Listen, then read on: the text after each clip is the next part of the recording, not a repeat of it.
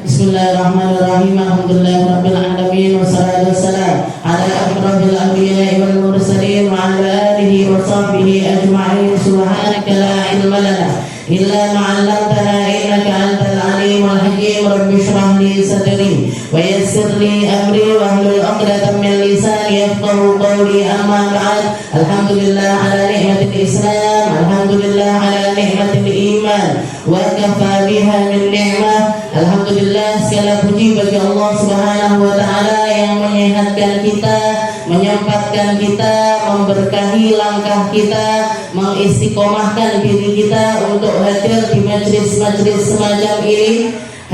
Majlis yang di dalamnya ada zikir kepada Allah Ta'ala, ada pembacaan Al-Quran, ada ingat-ingat Allah, ada ingat-ingat Rasulullah, ada ingat-ingat tentang orang-orang yang mendahului kita dengan kebaikannya sehingga kita mampu mencontoh mereka, dan ingat-ingat tentang orang-orang yang buruk yang telah mendahului kita sehingga kita mampu menghindari mereka. Semoga apa yang kita lakukan dipandang sama Allah Ta'ala dengan pandangan kasih-Nya. Semoga apa yang kita lakukan menjadi penyebab hidayah untuk kita. Semoga apa yang kita lakukan menjadikan kita selamat di dunia, selamat di kuburan, selamat sampai di hari kiamat nanti, masuk ke dalam surga bersama-sama dengan baginda kita, Nabi kita Nabi Muhammad sallallahu alaihi wasallam. Dengan wasilah salah seorang ulama yang terkemuka, yaitu Al-Habib Abdullah bin Alawi Al-Haddad, di dalam kitab beliau Risalatul Mu'awanah, risalah atau pesan-pesan yang akan membantu kita untuk menjadi hamba Allah Ta'ala yang lebih baik, biar akhlaknya tambah baik, biar cara pandangnya tambah baik, biar lakon hidupnya tambah baik, biar ibadahnya tambah baik, biar semuanya yang ada pada diri kita ini jadi wasilah kita untuk melakukan kebaikan agar semuanya ini kembali dalam keadaan indah. Ila anqal, kita sampai kepada perkataan beliau yang mengatakan wa alaika bil hadri minal mira'i wal jidali fa innahuma yuwaghiranis sudur wa yuwahhishanil qulub. Kita sebelum kita bahas tentang perkara jidal, ya, tentang perkara perdebatan ataupun juga perkara bantah-bantahan kemarin-kemarin, ya, kalau jenengan nggak lupa apa buatan Bu? Saya datang ke sini kayaknya 2 minggu, 3 minggu yang 2 minggu ya saya absen, 2 Senin saya absen, mungkin ilmunya nggak rontok, nggak luntur, nggak hilang. Kemarin-kemarin Imam Haddad, Habib Abdullah bin Alawi Al-Haddad mengingatkan kita tentang pinternya nyimpen rahasia. Orang iman itu pinter nyimpen rahasia. Lisannya nggak gampang komentar, lisannya nggak gampang ngomongin orang, lisannya nggak gampang mengungkapkan rahasia saudara yang lainnya. Kita lihat bagaimana Sayyidina Abu Bakar nyimpen rahasianya Nabi Muhammad SAW tanpa beliau minta. Di mana ketika Rasulullah punya angan-angan untuk meminang Sayyidah Hafsah, putrinya Sayyidina Umar bin Khattab, maka beliau memilih untuk mendiamkan Sayyidina Umar karena nggak ngerti Rasulullah ini nanti kedepannya ini mau apa, mau gimana. Begitu juga ketika Sayyidah Fatimah Zahra yang dibisiki oleh Nabi Muhammad SAW menjelang beliau wafat, katanya Sayyidah Aisyah yang menyaksikan kejadian tersebut, Sayyidah Fatimah itu dibisiki Nabi, setelah itu beliau nangis, dibisiki lagi, tahu-tahu beliau tertawa. Ditanya sama Sayyidah Aisyah, apa yang terjadi kepadamu wahai Fatimah? Apa yang dibicarakan oleh Nabi Muhammad kepadamu wahai Fatimah sampai kamu itu nangis, habis itu tertawa? Katanya Sayyidah Fatimah, beliau mengatakan, Maliya an ufshiya sirran Nabi, saya enggak akan mengungkapkan sesuatu yang ingin dirahasiakan oleh Rasulullah Sallallahu Alaihi Wasallam illa ba'dal maut, illa ba'dal wafat, kecuali nanti kalau memang Nabi Muhammad sudah enggak ada. Tapi selama Nabi Muhammad masih ada, saya enggak pengen mengungkap apa yang yang disembunyikan oleh Nabi. Maka begitu Rasulullah SAW wafat, Sayyidah Aisyah mengingatkan lagi sama Sayyidah Fatimah, apa wahai Fatimah, yang kemarin itu kamu ketika di rumah Rasulullah bisii, kamu nangis, habis itu Rasulullah bisii lagi, kamu tertawa. Katanya Sayyidah Fatimah, Rasulullah bisikin aku, dan beliau mengatakan, wahai Fatimah, Nabi Allah Ta'ala Ar-Rahman, Allah Ta'ala menawarkan kepada diriku antara al-baqa ma'a ummati, antara aku tinggal setelah wahyu ini selesai bersama para sahabat-sahabatku, atau ar-rafiqul a'la, atau aku berpisah kepada mereka dan menuju kepada Allah Ta'ala. Dan aku memilih ar-rafiqul a'la, aku memilih untuk bertemu dengan Tuhanku. Maka nangis Sayyidah Fatimah. Setelah itu kabar yang kedua apa wahai Fatimah? Katanya Nabi Muhammad, kamu wahai Fatimah akan menjadi orang pertama dari keluargaku yang akan menyusul kematianku. Jadi orang dikabari mati guyu ini Sayyidah Fatimah. Orang dikabari waktumu tinggal 2 minggu misalkan. Jadi dengan misalkan kayak di film-film nih kok, datang ke dokter, tahu-tahu di scan dan lain sebagainya, di ronsen, tahu-tahu dokternya bilang kayaknya umur Anda hanya tinggal 3 bulan lagi, atau kayaknya tinggal 1 tahun lagi. Minggu keluar nggak ada yang ketawa, itu nggak ada kok. Terus mesti nangis, sudah pasti nangis, sudah pasti sedih. Tapi Sayyidah Fatimah dikabari kalau 6 bulan bahkan jadi terhitung dari wafatnya Nabi sampai wafatnya Sayyidah Fatimah itu cuman sekitar 6 bulan saja. Rasulullah nggak nyebutkan berapa lamanya, tapi yang pasti Sayyidah Fatimah akan menjadi salah satu anggota keluarganya yang pertama kali menyusul Rasulullah SAW. Ini akhlaknya Sayyidah Fatimah, yang harusnya kita tiru, Bu. Jadi kalau melihat sesuatu, dengar sesuatu, jangan buru-buru ngomongin ke orang, jangan buru-buru mengkabarkan kepada orang lain. Aku kok delok mbak-mbak kuwi dolan bengi-bengi nang kene. Kayaknya. Aku kok melihat bapak itu seringkali tok-tok rumahnya janda itu. Kayaknya terus. Hidupnya itu penuh dengan kayaknya. Sepertinya kayak detektif ngono. Jadi kesana neliti orang, kesana neliti orang, kesana neliti orang. Ayo dijaga pandangannya, dijaga telinganya. Setelah itu dijaga lisannya untuk nggak gampang-gampang komentari sesuatu, apalagi sesuatu yang di situ kemungkinan besar orang ini, orang yang menceritakan kepada kita atau kabar yang sampai kepada kita ini, orang yang bersangkutan ini nggak pengen hal tersebut itu diketahui oleh orang lain. Yang pinter nyimpen rahasia, ini salah satu tanda imannya seorang mukmin. Salah satu tanda kalau dia ini beriman kepada Allah Ta'ala, ini lisannya dijaga dan gak gampang mengeluarkan, gak gampang untuk yufshi sirra ghairina, gak gampang untuk melepaskan rahasia orang lain, juga gak gampang untuk melepaskan rahasia kita sendiri. Seperti yang lalu ada seorang ulama yang beberapa minggu yang lalu saya juga katakan, Bu, ketahuilah kalau kita ini merasa dada ini sesak, dada ini sumpah, pengen nyeritakan, saya ini nggak bisa nih, harus curhat sama orang, harus cerita sama orang biar hati saya ini tadi plong, biar hati saya ini tadi plong. Ketahuilah kalau dada kita itu sempit untuk nyimpen rahasia kita, ketahuilah bahwasanya dadanya orang lain lebih sempit lagi untuk nyimpen rahasia kita. Jadi kalau pengen rahasia itu tetap terjaga menjadi rahasia, sesuatu itu memang tetap pengen antara kita dengan Allah Ta'ala, maka simpan itu rapat-rapat di dalam hati kita. Kalaupun mau curhat, kalaupun mau cerita, pilih-pilih siapa yang mau kita ceritakan. Pilih-pilih siapa yang mau kita ceritakan. Pilih-pilih mereka-mereka yang bisa ngasih solusi kepada kita. Pilih-pilih mereka-mereka yang bisa nyimpen rahasia kita, nggak akan membuka tentang aib-aib kita. Dan orang yang seperti ini ya orang seperti ini yang istilahnya cara gampangnya untuk nyari tahu adalah mereka-mereka yang punya keimanan luar biasa kepada Allah Subhanahu wa taala. Jenengan ndak yakin dia bakalan bisa nyimpen, nggak usah cerita. Nggak usah cerita kepada orang lain. Cerita di buku saja, dijadikan novel, dijadikan catatan harian dan lain sebagainya. Ini buku kalau keleleran dibuka orang gimana? Kalau dibuka sama orang lain tak kasih kata sandi. Nah, kalau kata sandinya bocor gimana?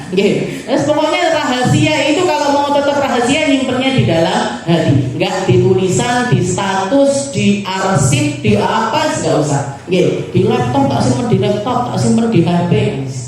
Itu kemungkinan bocornya itu besar. Kemungkinan bocornya itu besar. Nah, setelah beliau menjelaskan tentang perkara-perkara tersebut, dan bahkan salah satu pertanda orang itu munafik adalah orang-orang yang semacam ini, gampang nyeritakan yang belum tentu jadi fakta, gampang mengeluarkan sesuatu yang ingin dirahasiakan orang lain. Itu salah satu pertanda kalau di dalam dirinya ada kemunafikan. Nauzubillah min dzalik.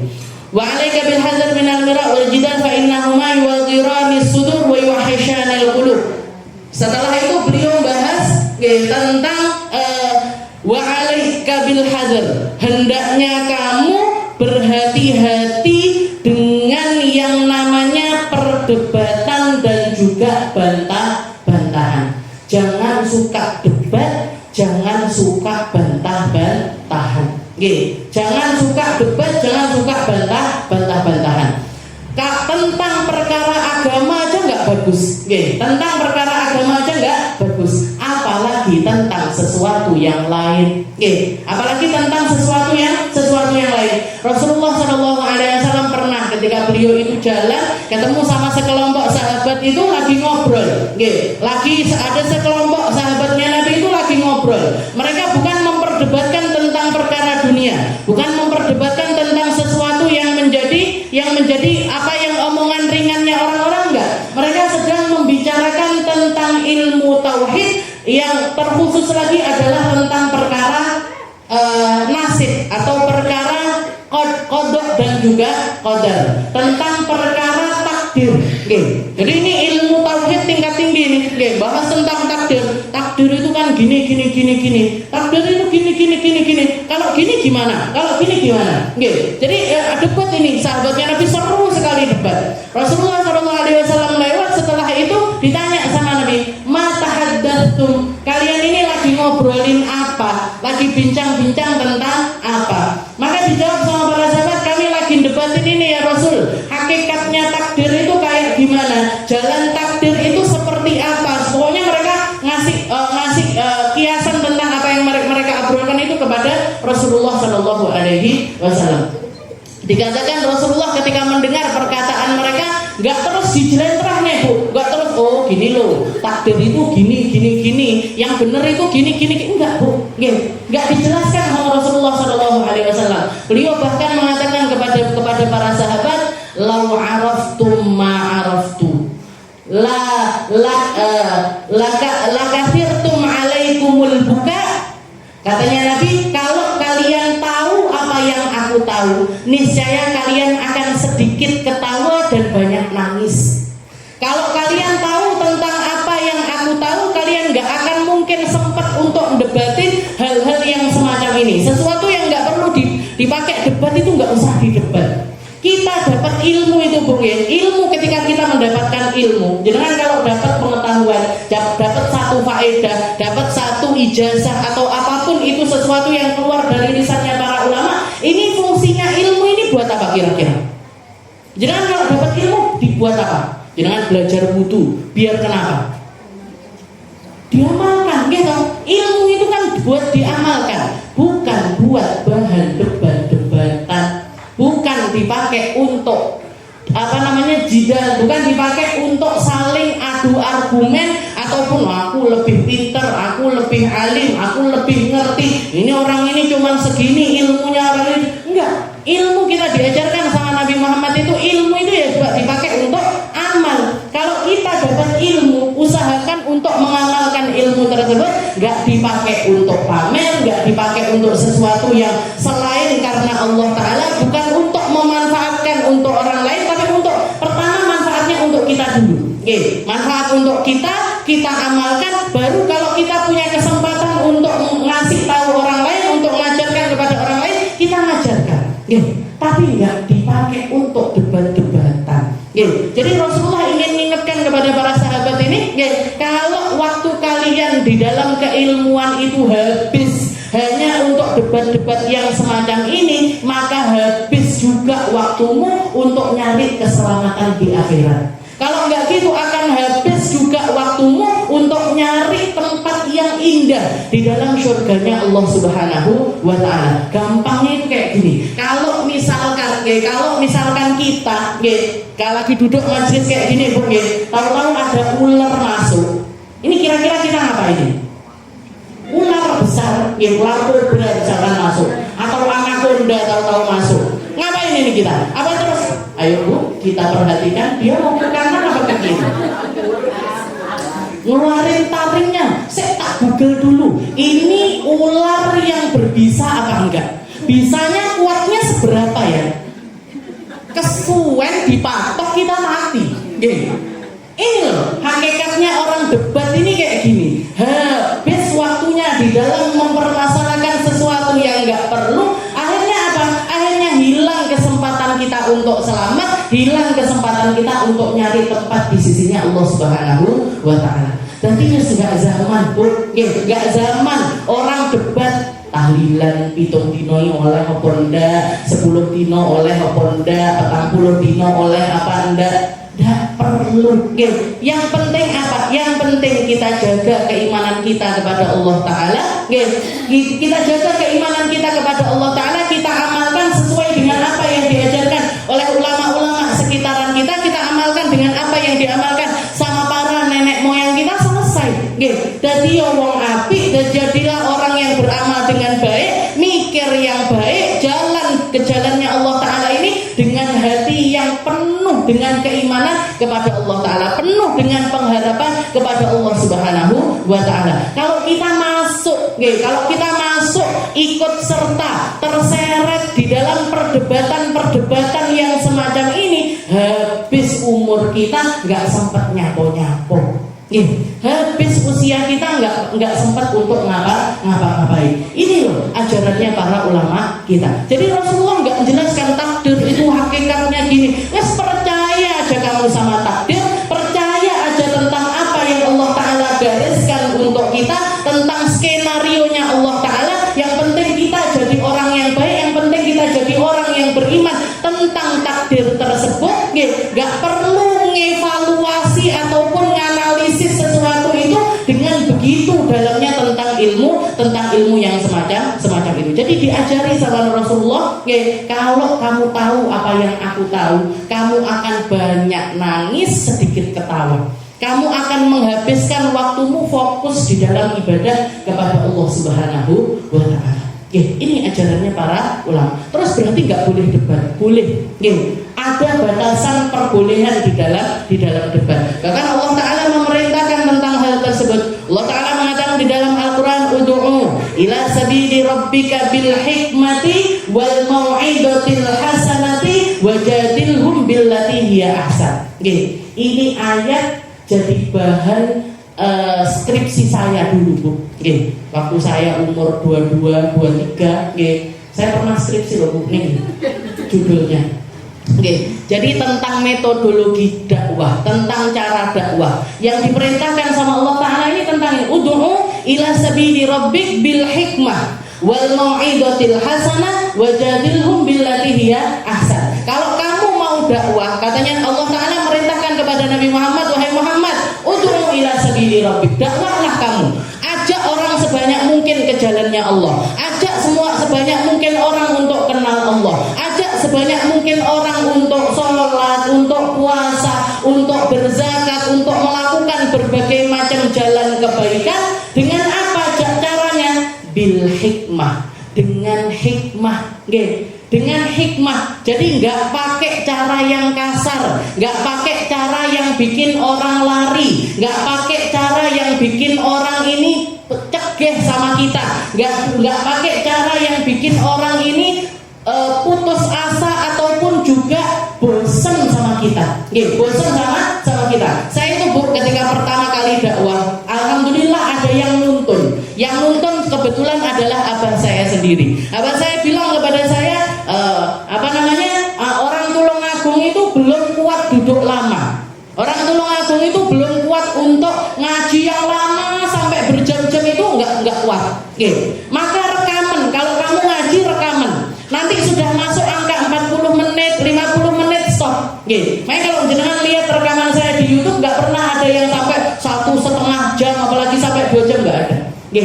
Rata-rata 45 menit, paling lama 1 jam. Oke, Pak, itu sudah paling lama. Oke, paling lama itu 1 jam. Karena apa? Karena orang kita ini hidup di lingkungan yang pesantren itu enggak banyak, dan orang yang kenal sama agama, istilahnya yang biasa duduk lama itu biasanya baca maulud, baca burdah, baca zikir-zikir yang panjang-panjang itu orang sini itu masih belum lumrah dengan hal tersebut. Maka bikin acara itu sependek mungkin. Ajak mereka baca khotib yang durasinya paling 15 menit, 20 menit. Kalau enggak gitu ajak mereka baca sholawat. Dan kalau waktunya selesaikan aja. Kalau materinya belum selesai, gimana? Enggak apa-apa. To be continuous nanti. Oh, benar, to be continuous. Bersambung episode berikutnya. Ini kalau saya baca Risalatul Mu'awanah ini Bu, kalau saya baca ini, kita baca ini berapa tahun ini? Sudah lama sekali kan, padahal kitabnya nggak segini. Padahal kitabnya cuma segini. Alhamdulillah sudah separuh lebih. Jadi kalau misalkan saya, ayo Bu, kita baca Risalatul Mu'awanah seminggu selesai misalnya. Tinggal tidur saya kira-kira. Padahal kalau ngomong kuat-kuatan ngajar, saya itu dulu di pondok dijuluki orang pemecah rekor ngaji paling lama. Saya pernah ngaji dari jam 11 siang, selesainya adzan asar. Jadi jam 11 itu mulai, breaknya itu cuma sholat. Break itu cuma sholat. Jadi waktu itu ngaji, saya masuk ke satu kelas, setelah itu ngajar anak-anak ngaji, banyak cerita-ceritanya di situ. Tahu-tahu sebelum adzan duhur itu hujan deras. Akhirnya mereka bingung, gimana ini Ustazah, mau pulang ke kamar nggak bisa.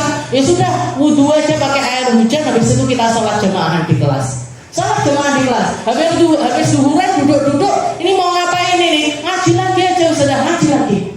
Ngaji lagi sampai asar. Bahkan setelah adzan asar itu masih dilanjut lagi. Saya turun dari kelas itu sampai gisin yang bagian ubudiyah itu sampai tepuk tangan. Mina pemecah rekor ngajar paling panjang. Habib Zain aja nggak pernah sepanjang ini katanya. Habib Zain aja nggak pernah sepanjang ini. Jadi istilahnya kalau kuat-kuatan ngajar, saya kuat ngajar. 2 jam, 3 jam duduk. Kalau ngomongin tentang ilmu saya kuat. Tapi saya diajarkan sama abah saya pendek aja ngajinya, 45 menit. 1 jam itu sudah paling panjang. Ini yang namanya hikmah Bu. Ini yang akan berpotensi seseorang itu diterima di masyarakat. Ud'u ila sabili rabbika bil hikmah. Setelah itu pakai apa? Wal mau'idotil hasanah. Pakai petuah-petuah yang baik.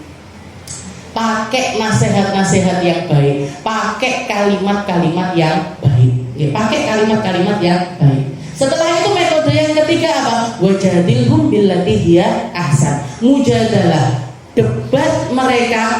Kalau misalkan kamu masuk ke dalam bab debat, maka berdebatlah dengan cara yang lebih baik. Bukan dengan cara yang baik, tapi dengan cara yang terbaik atau dengan cara yang lebih baik.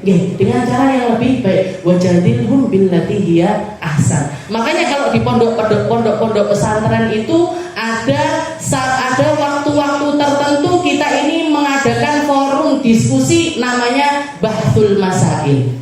Bahas tentang masalah-masalah fikih yang berkembang di masyarakat. Karena fikih itu kan mesti baru terus. Hukum itu kan selalu ada yang dulu nggak ada, sekarang ada. Dulu belum pernah ulama, di zaman ulama-ulama dulu itu nggak ada kejadian-kejadian seperti itu. Di zaman-zaman kita ini mesti akan selalu ada dan terus akan berkembang dan terus akan ada masalah-masalah baru. Nah ini biasanya dibahas di forum yang namanya Bahthul Masail, bahas tentang masalah-masalah terkini. Tapi ada adabnya. ada caranya. Semuanya buka kitab, gitu. Jadi nggak pakai, kalaupun misalkan mereka ngasih argumen, ngasih debat tentang apa materinya tentang sesuatu itu, bukan debat dari hawa nafsunya mereka, tapi debat dari kitab-kitabnya salaf. Pakai rujukan kepada, oh di dalam kitab ini hukumnya gini, di dalam kitab ini hukumnya gini, imam ini ngomongnya gini, imam ini ngomongnya gini, tafsirannya ulama ini begini. Pakai rujukan kepada ulama-ulama terdahulu, nggak pakai hawa nafsu. Wajadilhum billati hiya ahsan. Kalau kamu masuk ke dalam bab yang namanya perdebatan, maka debatlah dengan jawaban yang mampu memberikan efek terbaik untuk orang yang kamu debat. Kalau kamu merasa nggak mampu, kapasitas ilmu saya nggak nyampe, saya nggak punya ilmu di dalam hal tersebut, saya nggak punya argumen tentang hal tersebut, diam aja, tinggalin aja tentang perdebatan tersebut. Makanya bahtul masail ini cuman dilakukan sama mereka-mereka yang kelasnya itu udah tinggi. Nggak ada anak baru masuk pondok pesantren langsung ayo ikut bahtul masail, nggak ada. Nanti kalau ilmunya sudah nyampe, kalau ilmu alatnya sudah nyampe, kitab yang dibaca sudah banyak, rujukannya sudah banyak, kenal sama berbagai macam asbabun nuzul, Al-Quran, tafsirannya, sabab nuzulnya, bukan cuma dari satu kitab tapi berbagai macam kitab, baru silahkan masuk ke dalam forum tersebut. Kalau enggak bisa. Kalau enggak bisa. Dulu di Dalwa itu bahtul masail itu biasanya anak kelas aliyah ke atas. Jadi kelas sudah ibtidaiyahnya sudah selesai, sanawiyahnya sudah selesai, masuk ke kelas aliyah, baru Habib Segaf itu mengadakan yang namanya bahtul masail. Nanti diajak debat, nanti argumennya ini gini. Nah, jidal ini termasuk metode dakwah. Tapi kita harus tahu tentang kapasitas diri kita. Kita harus tahu tentang diri kita. Kalau misalkan kita nggak bisa ngasih argumen yang lebih baik dibandingkan apa yang dikatakan sama orang tersebut, hindari aja. Nggak usah masuk ke dalam bab tersebut, diemin aja. Toh anjurannya Nabi kalau misalkan kita ada perdebatan yang semacam itu, Rasulullah itu ngajarkan tinggalin aja. Debat itu nggak ada. Misalnya kalau sudah kita jelaskan dengan baik, kita jelaskan mana yang benar, kok mereka nggak terima ya sudah, masalah tinggalin aja. Tinggalkan saja. Jangan mau masuk terlalu dalam ke dalam hal-hal yang semacam itu. Rasulullah SAW ketika dengar kabar dari salah seorang sahabat, ya Rasul, di pasar ada orang lagi tengkar. Di pasar ada orang lagi bertengkar, dan yang satu ngajak sukunya untuk melawan suku yang lainnya. Yang suku satunya ngajak duel suku yang satunya. Langsung Rasulullah lari ke pasar, didatangi orang-orang tersebut, dua orang tersebut. Setelah itu Rasulullah mengatakan, da'hum fa innahum muntinah. Katanya Nabi, yang lainnya nggak usah ikut cawe-cawe. Yang lainnya nggak usah masuk di dalam ikut-ikutan masuk di dalam perdebatan ini, karena mereka ini adalah orang-orang yang menebarkan fitnah. Jadi orang kalau sesuatu yang tenang-tenang, sesuatu yang sudah tenang-tenang, kok ada yang musik, kalau ada yang musik tentang hal tersebut, ketahuilah bahwa pemusik ini adalah seorang provokator, dan orang yang provokator itu mereka adalah seseorang yang jadi sumber fitnah. Dan dia akan nanggung dosanya semua orang yang terhasut ataupun termakan dengan kalimat-kalimat yang keluar dari orang tersebut. Na'udzubillah dari dahum fa innahum muntinah. Kata Nabi, tinggalin orang-orang yang kayak gitu, gak usah masuk. Jadi gak usah ikut debat, gak usah ikut masuk di dalam ranah-ranah yang semacam itu. Tapi saya gak tega, misalkan saya gak tega, saya membela sesuatu yang dibela sekedarnya, dikasih tahu sekedarnya, dikasih tahu secara benar, secara halus, secara adem, dengan hati yang dingin. Mereka nggak percaya, sudah, nggak percaya, yang sudah, terserah kamu, terserah kamu. Jadi itu ajarannya Rasulullah Shallallahu Alaihi Wasallam. Sayyid Muhammad, ada seorang ulama yang terkenal, bahkan mungkin gurunya dari para guru-guru kita, Habib Muhammad bin Alwi Al-Maliki, yang punya pondok pesantren di Mekah itu, dia itu pernah seringkali diajak debat sama orang-orang seperti yang kita tahu, orang-orang yang tinggal di Mekah, di Madinah itu rata-rata kan punya paham yang agak berbeda dengan kita. Like sholat, Fatihahnya, Bismillahnya itu nggak kedengeran. Nanti sholat subuh nggak pakai kunut, gitu kan agak beda sama kita. Habis sholat yo mek pencing nggak pakai wiritan, zikir dan lain sebagainya. Nah, Sayyid Muhammad bin Ali Al-Malik ini termasuk ulama yang sepaham sama kita, punya jadi ulama Ahlus Sunnah yang banyak diikuti sama ulama-ulama di Indonesia. Dan beliau sering diajak debat sama orang-orang Mekah. Salah satu perbedaan antara kita di dalam hal bukan furu'iyah tapi usuliyah ini bahkan tentang perkara akidah ini kan, kalau di kita ketauhidannya kita Asy'ariyah Al-Maturidiyah ini kan, kalau Allah Ta'ala itu laisa kamitslihi syai'un wa huwas samiul basir. Allah Ta'ala itu mukhalafah lil hawadith, beda sama makhluk. Gitu. Allah Ta'ala ini kan beda sama makhluk. Dan apa yang ada pada Allah Ta'ala itu bukan sesuatu yang bisa disamakan dengan makhluk. Makanya diganti sama Allah wa huwas samiul alim. Allah Ta'ala itu maha mendengar, Allah Ta'ala itu maha melihat. Allah Ta'ala maha mendengar, Allah Ta'ala maha melihat. Tapi keyakinannya kita, Ahlus Sunnah wal Jamaah, Allah Ta'ala maha melihat, Allah Ta'ala maha mendengar. Tapi melihatnya Allah Ta'ala nggak pakai mata kayak kita, nggak pakai kornea seperti kita, nggak pakai satu alat yang membuat seseorang ini dengan syaraf-syarafnya dan lain sebagainya akhirnya bisa melihat. Allah Ta'ala itu maha melihat, tapi maha melihatnya Allah Ta'ala tanpa alat, tanpa gimana, tanpa seperti apa.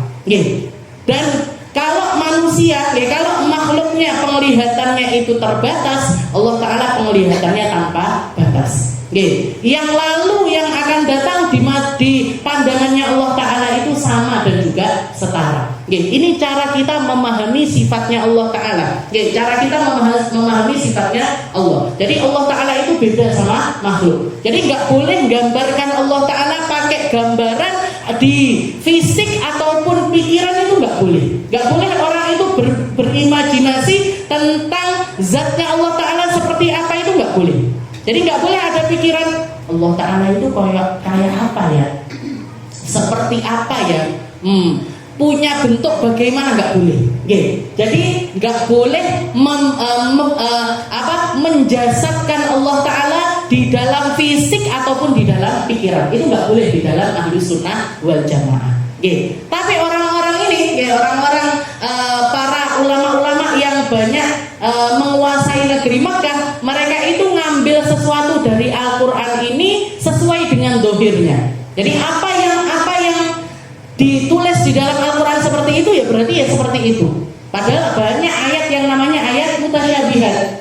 Innallaha 'alal 'arsyis tawa. Allah Ta'ala itu bersemayam di arasy-Nya. Nah ini kalau dohirnya atau terjemah tekstualnya itu kan Allah Ta'ala bersemayam di atas arasy-Nya. Bersemayam ini kan berarti bertempat. Tempat itu kan berarti butuh makan, butuh sesuatu yang ditempati.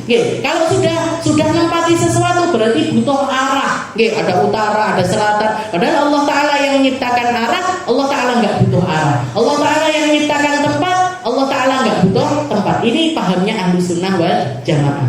Nah, setelah itu juga ada ayat-ayat yang lainnya. Yadullah fawqa aydihim, tangannya Allah Ta'ala di atas tangan mereka. Jadi kalau tekstualnya kan tangan ya ini. Kita kenalnya tangan itu mulai dari lahir. Kalau orang ngomong tangan ya ini, gitu. Sesuatu yang berwujud tulang dilapisi, daging dilapisi, darah dilapisi, syaraf-syaraf, otot, kulit dan lain sebagainya. Dan tempatnya di sini ini namanya tangan. Tangan yang kita kenal mulai kita melek mata, mulai dari lahir sampai sekarang itu yang namanya tangan itu ya seperti ini. Padahal di ayat Al-Quran Allah Ta'ala mengatakan yadullah fawqa aydihim, tangannya Allah di atas tangan mereka. Nah mereka anggap oh berarti Allah Ta'ala punya tangan.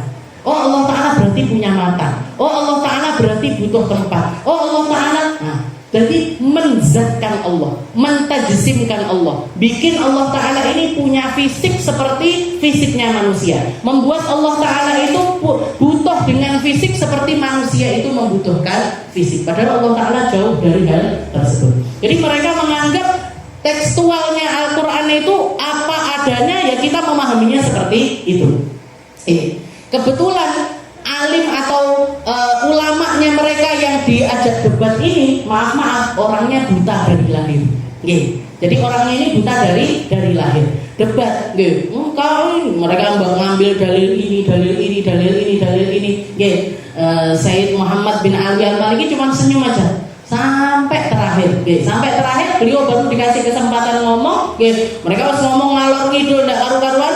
Sayyid Muhammad cuman kalau gitu, kalau memang kalian memahami teksnya Al-Quran itu persis seperti apa yang akan terjadi ataupun jadi dohirnya ayat itu ya itu kita memahaminya ya seperti itu. Setelah itu maka beliau nanya, kalau gitu fama ra'yukum, maka apa pendapat kalian tentang firman-Nya Allah Ta'ala yang mengatakan man kana fid dunya a'ma fahuwa fil akhirati a'ma. Jadi di dalam Al-Quran itu ada ayat yang mengatakan orang yang di dunia buta nanti di akhirat juga akan buta. Jadi teksnya ayat kan gitu. Orang yang di dunia itu buta nanti mereka di akhirat juga akan buta. Meneng kelakep pergi bu, nggak bisa ngomong, nanggepi ayat tersebut karena dia buta. Kalau sekarang dia ditakdirkan sama Allah Ta'ala buta di dunia, kalau pakai firman-Nya Allah Ta'ala itu nggak pakai ditakwil, nggak pakai ditafsirkan, nggak pakai didalami lebih dalam, berarti mereka yang di dunia ini buta nanti di akhirat juga bakalan buta. Padahal makna ayat itu jauh dari hal tersebut. Maksudnya Allah Ta'ala buta di sini bukan buta mata, tapi buta hati. Matanya ngelihat, telinganya mendengar, faham tentang Al-Quran, banyak ustadz di mana-mana, tapi mereka memilih untuk membutakan mata, menulikan telinga, nutup hatinya dari segala macam kebenaran.